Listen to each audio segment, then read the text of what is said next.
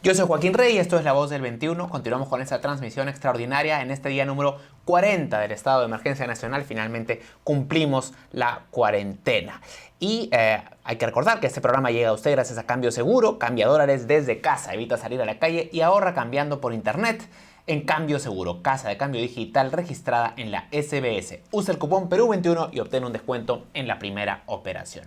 Bien, a esta hora de la tarde vamos a abordar las implicancias económicas de los anuncios que dio el día de ayer el presidente Vizcarra, la extensión de la cuarentena hasta el 10 de mayo, la ampliación del bono que debe llegar al 75% de la población e incluso la posibilidad de creación de nuevos impuestos para financiar estos esfuerzos. Para abordar este tema hemos tomado contacto telefónico con el señor Alonso Segura, ex ministro de Economía. Señor Segura, buenas tardes.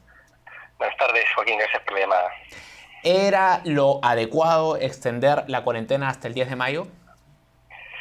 Sí, lamentablemente no hay información, de la información que existe, que es bastante mala, digamos, pero de la información que existe no hay nada que sugiera que se ha logrado chancar la curva, ¿no?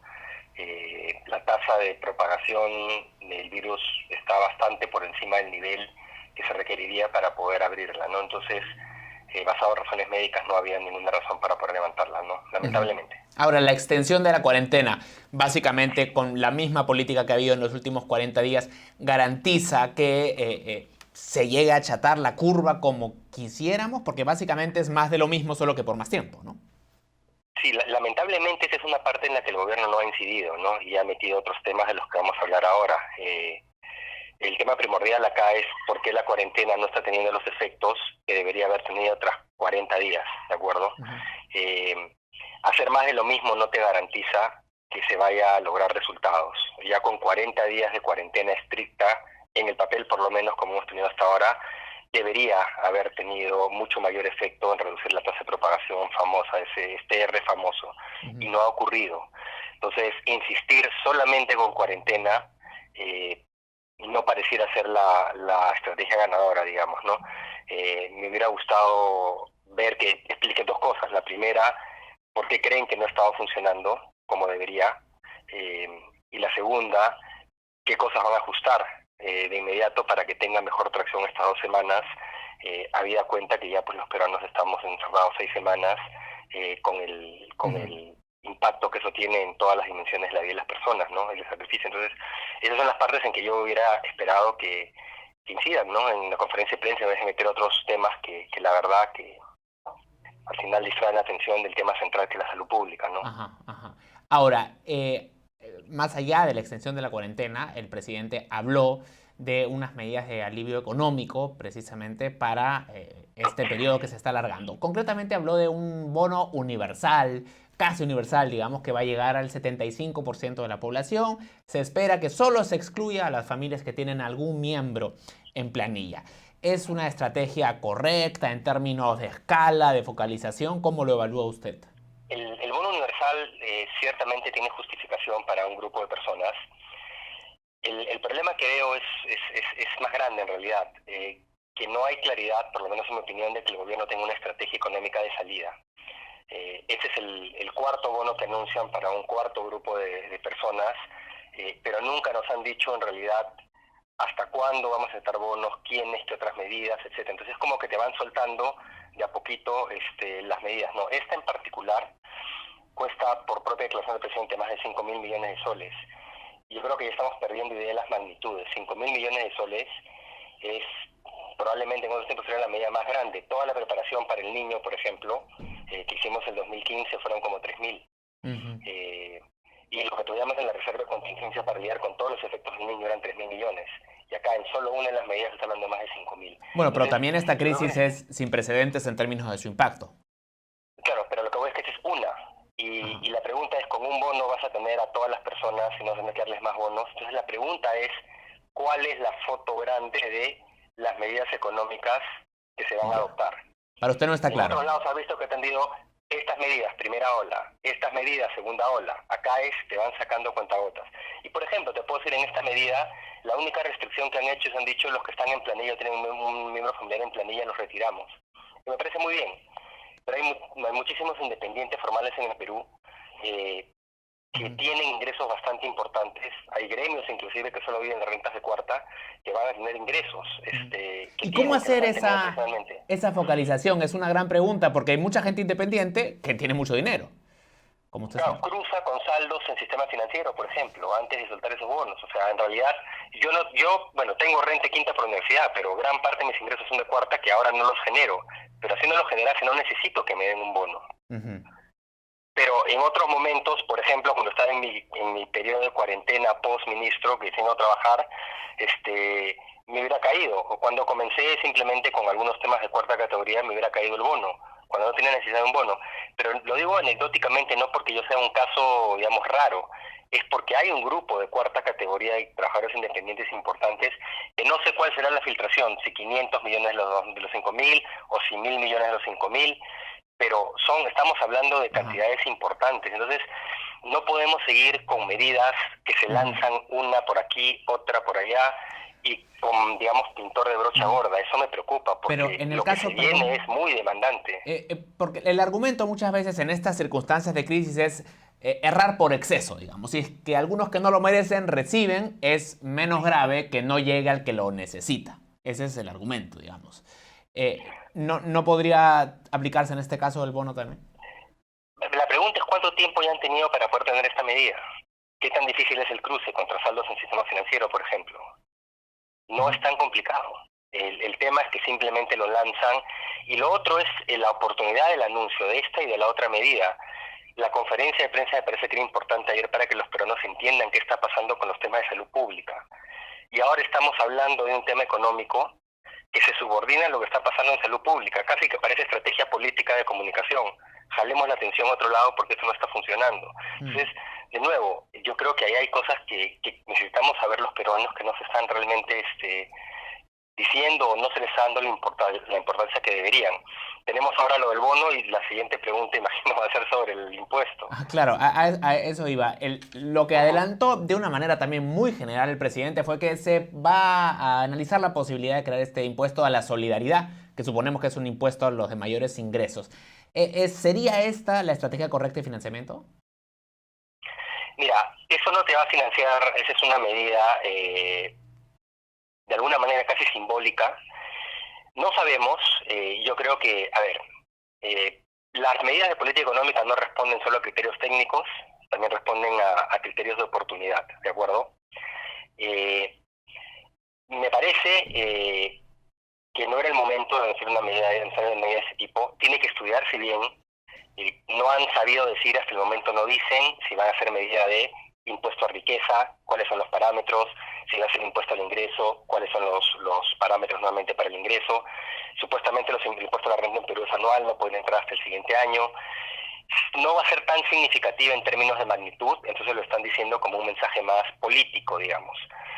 Creo que, para hacer un análisis apropiado de la medida habría que esperar y ver cuáles son las características. El riesgo es que terminen golpeando también a clases medias, ¿de acuerdo? Que van a ser de por sí golpeadas por esta crisis. Perdón, ¿por qué dice que no es significativo en términos de magnitud? ¿No podría generar suficientes recursos? No, porque digamos, dada la distribución de ingresos en Perú, tienes un grupo muy pequeño primero, por ejemplo, si son los ingresos, tienes un porcentaje muy pequeño de gente que paga impuesto a la renta. El porcentaje de gente que paga impuesto a la renta en Perú, sin meter deducciones, debe ser un poquito mayor, 1 millón de personas, nada más. ¿Ok? Si fuera por ingresos, y si van por ingresos, súmale los de cuarta categoría a unos cuantos más. Si comienzas a cortar arriba, va a ser muy bajito. Yo recuerdo un momento cuando estábamos considerando, cuando era ministro también, si subíamos la tasa de impuesto arriba, recaudaba unos cuantos cientos de millones, nada más, de soles. Y estás hablando en general de unos forados de decenas de miles de millones de soles. Entonces, no es representativo en magnitud. Ese es el punto. Entonces, ahora, yo creo que también hay que tener cuidado con los términos que se usan, ese impuesto a los ricos. Yo creo que muchos se van a dar cuenta que ahora son considerados ricos por el gobierno, ¿no?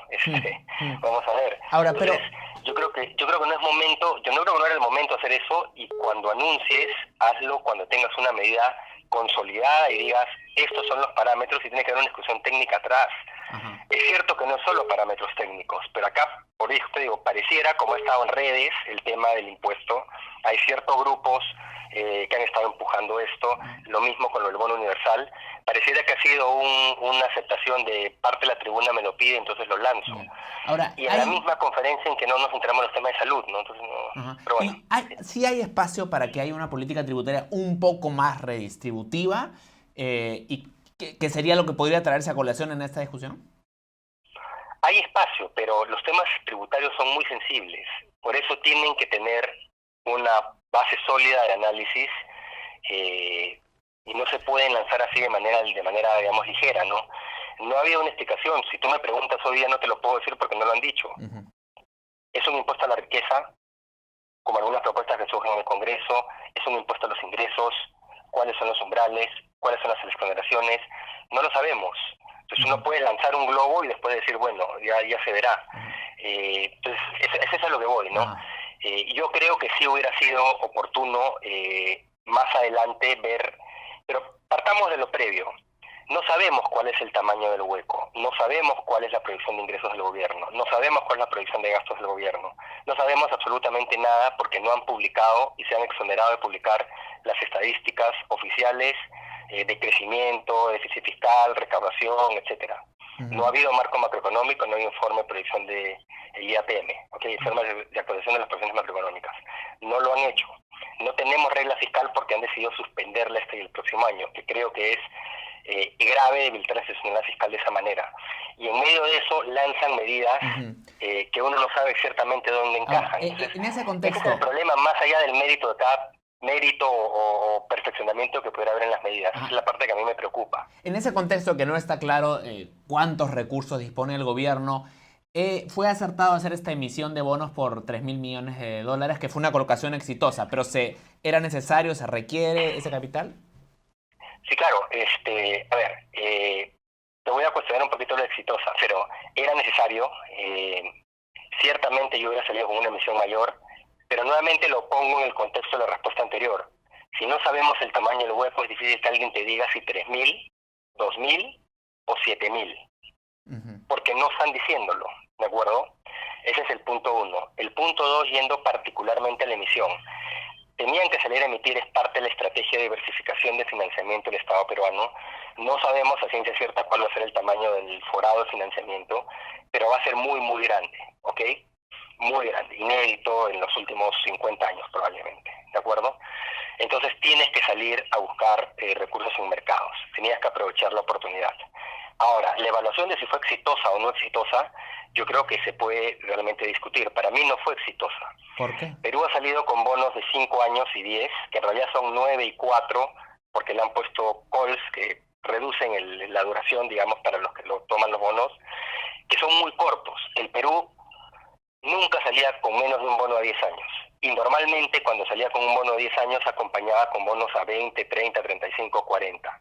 Jalaba el vencimiento, ¿de acuerdo? Porque el mercado te toma ese vencimiento para Perú. Y se han ido con bono a 5 años, que es en realidad 4, como te digo.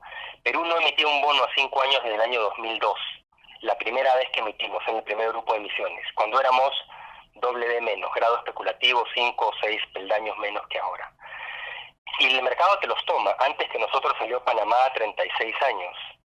Después de nosotros ha salido México hace 2 días con bonos de 5 también, de 10 y a 31 años.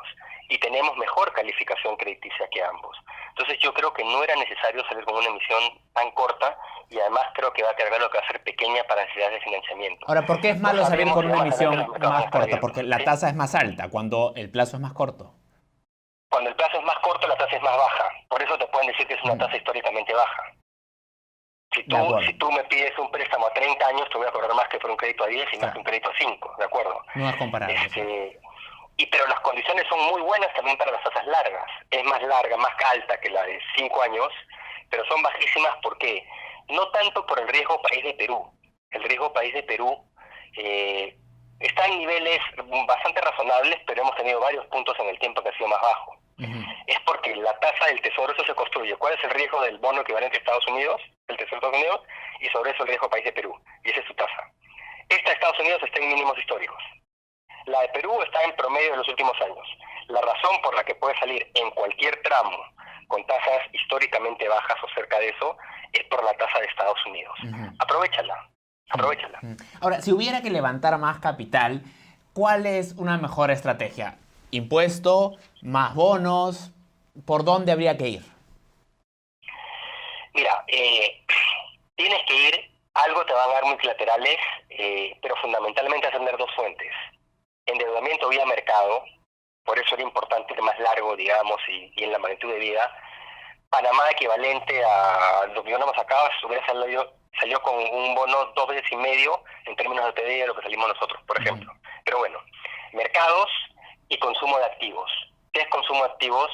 Vas a usar el FES, vas a usar otras cuentas del Tesoro, vas a usar otras cuentas líquidas que hay de otras entidades del sector público, activos del Estado, digamos, que los vas a, liquidar y los vas a usar. Pero eso también tiene un límite, ¿no? Por eso es que es importante que la otra gran fuente sea esa. Impuestos, eventualmente tendrás que revisar tu política tributaria, pero ciertamente, y entro ahí al lado técnico, uno no sube impuestos cuando el ciclo está hacia abajo, porque le quitas recursos.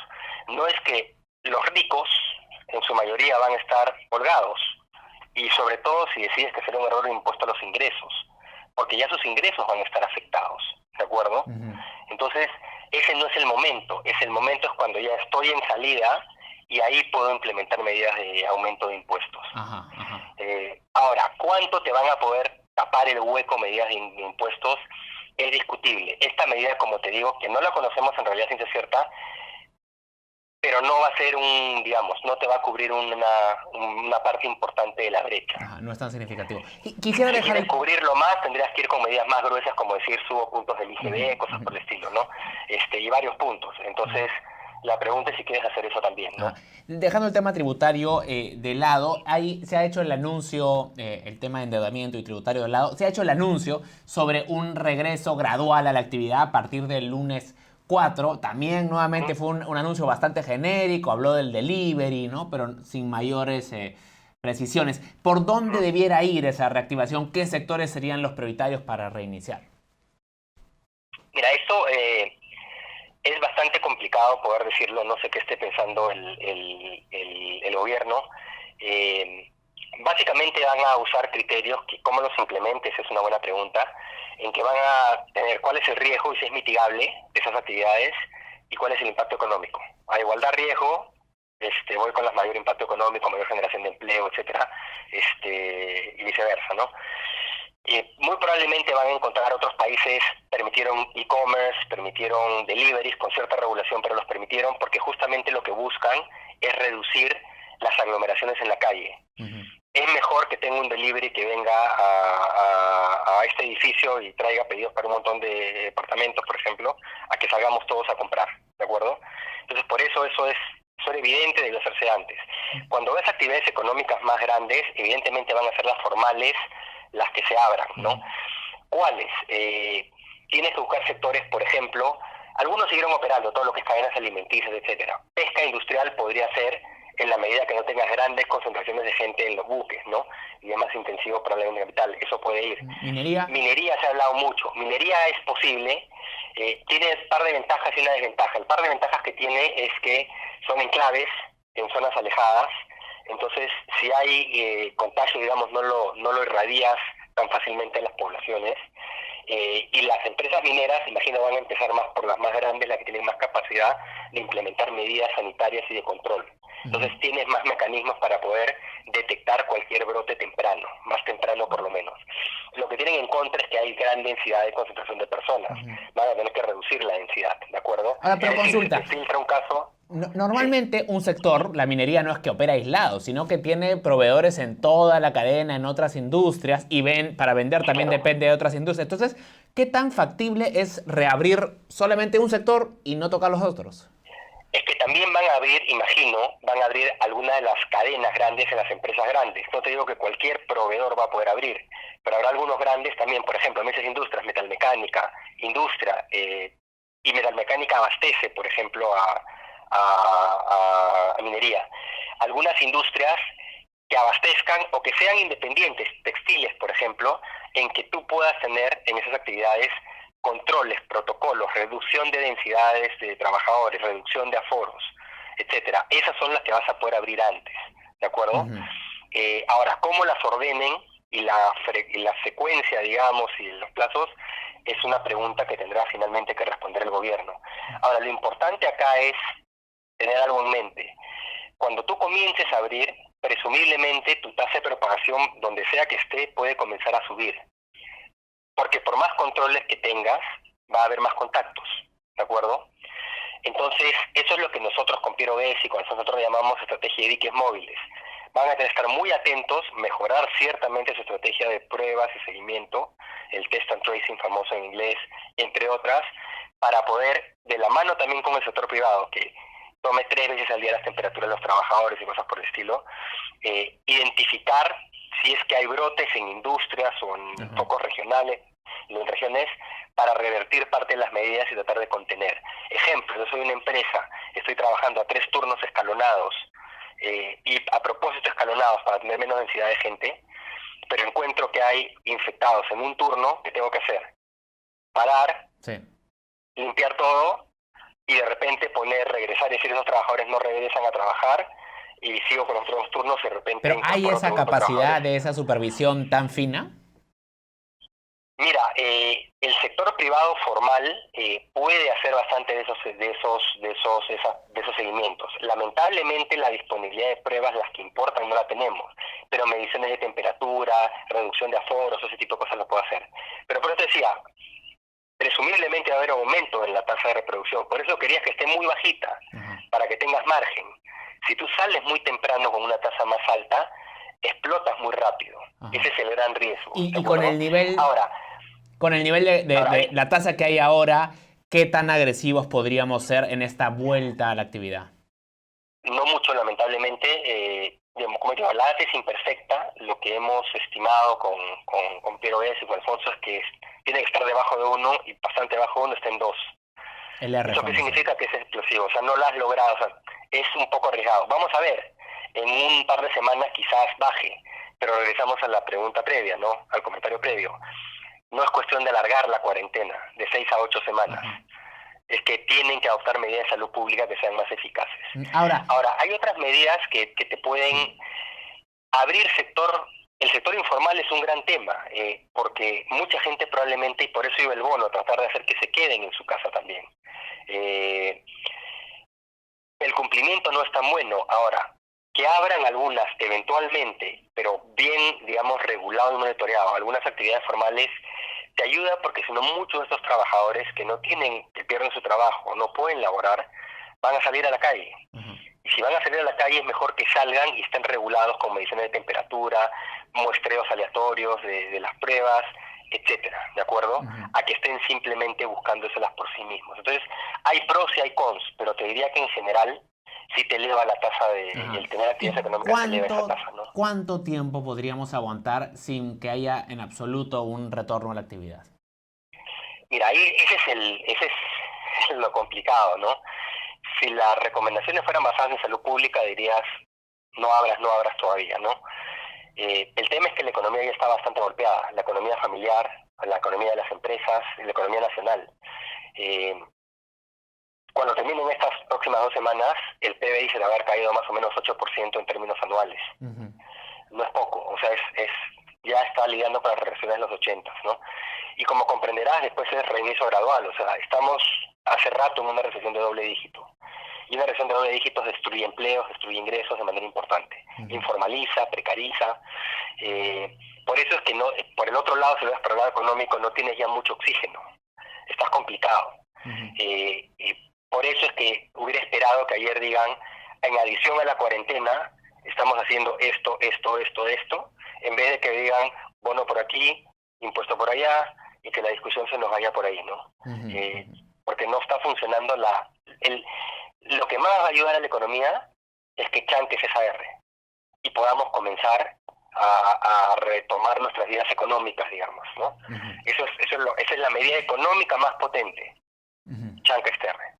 Y es la que no está quedando claro que tengan suficientes ideas de cómo hacerlo, ¿no? Señor Segura, muchas gracias por esta comunicación. Joaquín. Un saludo. Muchas gracias. Viene Alonso Segura, ex ministro de Economía, analizando las medidas que ha anunciado el presidente Martín Vizcarra el día de ayer. Se va la cuarentena hasta el 10 de mayo y se viene un bono más agresivo que podría estar acompañado de un impuesto, como ha señalado el señor Segura. Quedan muchos datos pendientes para poder hacer una evaluación más a profundidad del impacto de estas medidas. Estaremos atentos. Corte y regresamos. Antes le recordamos que este programa llega a usted gracias a Cambio Seguro. Cambia dólares desde casa. Evita salir a la calle y ahorra cambiando en internet en Cambio Seguro, casa de cambio digital registrada en la SBS. Usa el cupón Perú21, todo junto, y obtén un descuento en tu primera operación. Con permiso.